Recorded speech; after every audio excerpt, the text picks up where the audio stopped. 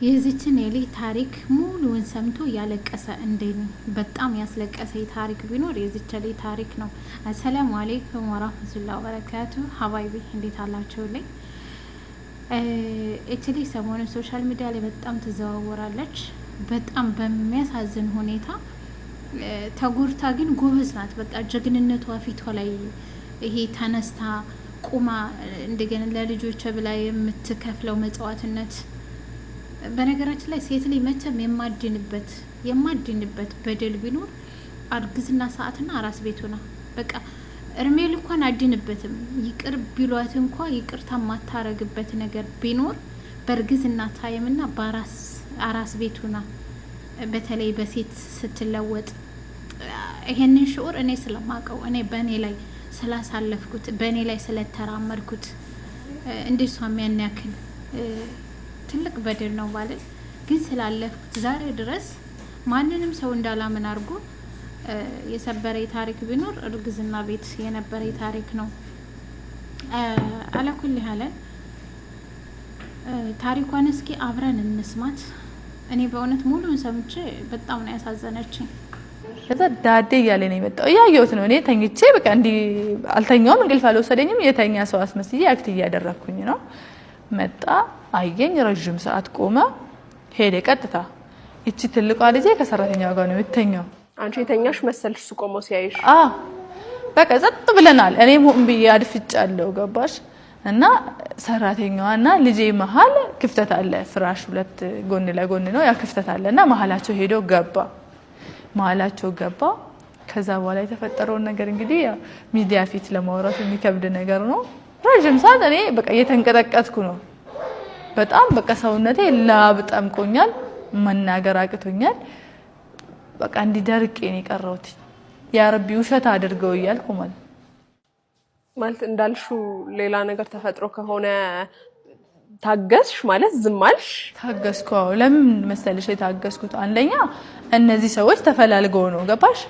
እዛ ጋር የሆነ ነገር ቢያደርሱብኝ ወልዳ ነው የሞተችው ባላለሁ። በዚህ ደረጃ ይሄንን ባሌን እኔ ማላቀው ከሆነ ህይወቴ ላይ እርምጃ እንደማይወስድ በምን ያውቃለሁ?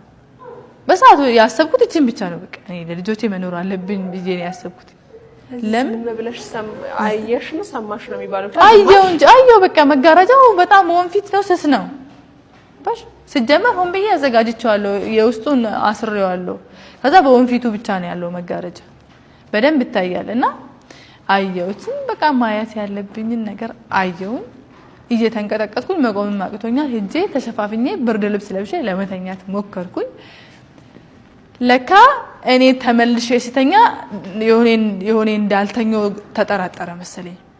ምን ያደርጋል? ተነስቶ ውዱ አረገና ውሃ ቤት ውስጥ እናስገባለን ታጥቦ ምናምን በቃ ሰላት ለመስገድ ሞከረ ከነ ምናምኑ ማለት ነው። ይሰገዳል ሌሊት ሰግዶ በቃ ዱዓ ሊያደርግ ከዛ ሰገደና እኔ ጋር መጣ። ውሃ ይዞ መጣ። እዚህ ላይ ውሃ ፋቲያ እናረጋለን እንደ ጸበል ማለት ነው። እዚህ ላይ በጣም አሞኛልና ፋቲያ ቅሪልኝ፣ እዚህ ላይ ትፊልኝ አለ። የዛኔ ራሴን መቆጣጠር አቃተኝ፣ አልቻልኩም። የሚሰራብኝን ድራማ አይተሻል? እንዳልጠረጠር ወይ ደግሞ ማየት አለማየትን እርግጠኛ ለመሆን ማለት ነው። ያቺን ድራማ ይሰራት አይታኛለች አላየችም የሚሉኝ። ከዛ ሌላ ጊዜ አመመኝ ስላይ በጣም ነው የምደነግጠው። በቃ በጣም አመመው። በቃ ምንድነው እኔ በቃ ማስበው ስለ ህይወታችን ነው፣ ገባሽ? እና ሲያሞ በጣም ነው የምጨነቀው። እንደዛ ያቀኛል። ይዞ መጣው፣ ውሃ ይዞ መጣው። እዚህ ላይ ዱዓ አድርግልኝ አለ፣ ጸልይልኝ እዚህ ላይ ማለቱ ነው። እና ከዛ ውሃውን ነው ተቀብዬ ፊቱ ላይ እንዲደፍኩት።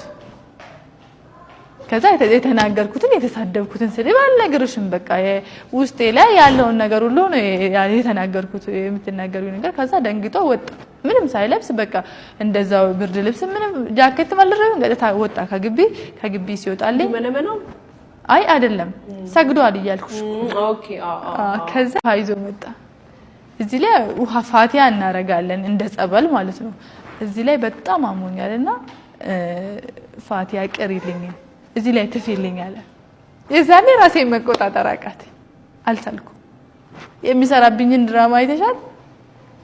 እንዳልጠረጠር ወይ ደግሞ ማየት አለማየትን እርግጠኛ ለመሆን ማለት ነው። ያቺን ድራማ የሰራት አይታኛለች አላየችም የሚሉኝ።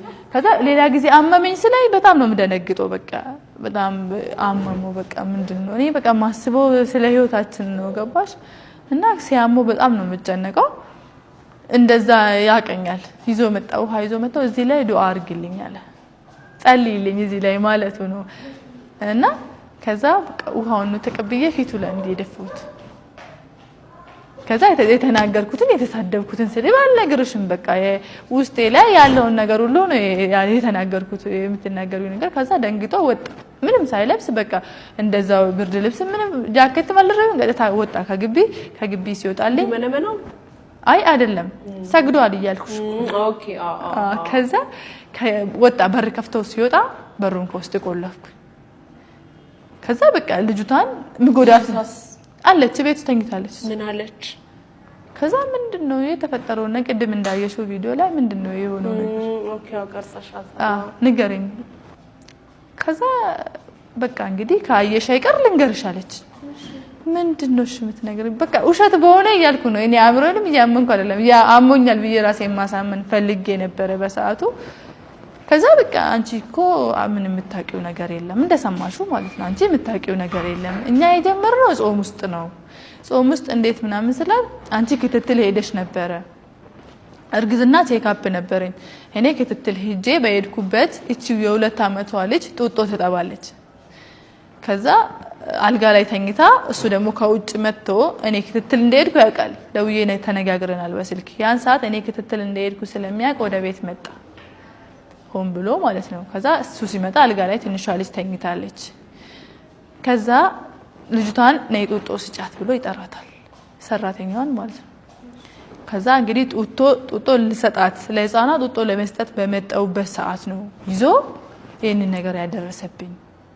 ከዛ በኋላ ደግሞ አንዴ የሆነ ነገር ሆኗል ላንቺም ከነገርኩሽ ትዳርሽም ማፍረስ ነው የኔ ህይወት አንዴ ተበላሽቷል ብዬ ነው አንቺንም አርሼ በቃ እወጣለሁ ብዬ ዝም ያልኩት አለች። ማለት አንቺን በማረስ ውስጥ ይሄ ጥቃት ሁሉ በተደጋጋሚ ፈጸመባትም ከሆነ በቃ እንግዲህ ምን ይደረጋል ብላ ተወው አንዴ ሆኗል ብዬ ነው አለች። እንግዲህ እሷ ለኔ ያለችኝ እኔ እሷ ልክ ናት ወይም እኔ እሷ ላይ መፍረድም አልችልም። በቃ አንዴ ሆኗል ይሄ ነገር ብዬ ከሆነ በኋላ ደግሞ ያንቺን ትዳር ለምን አፈርሳለሁ ምናምን አለችኝ። በቃ እንግዲህ እንደሰማሹ ነው አንቺ የምታውቂው ነገር የለም አንቺ የዋህ ነው እሺ አንቺ የዋህነት ነው እኔን እዚህ ያቆየኝ ቀበጣጠረች በጣም ብዙ ነገር።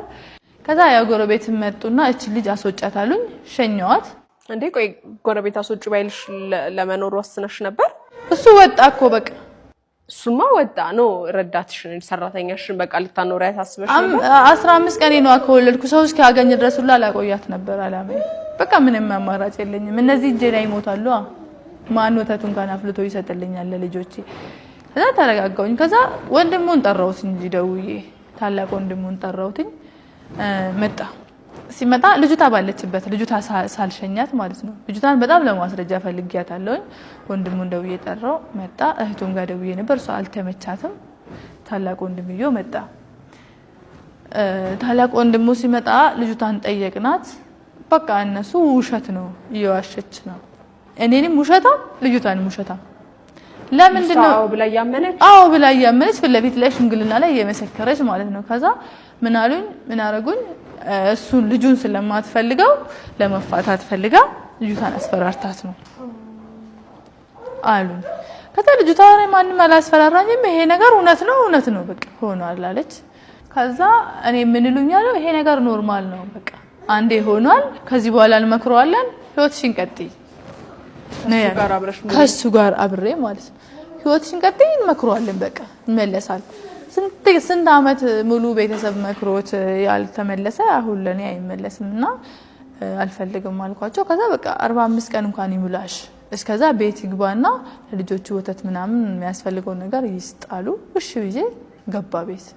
ልጅቷ ወጣች። በቃ ልጅቷ ከወጣች በኋላ ሰፈር ላይ በቃ በጣም ተሸማቀቀ። ሰፈር ላይ ወደ ቤት አፈረ።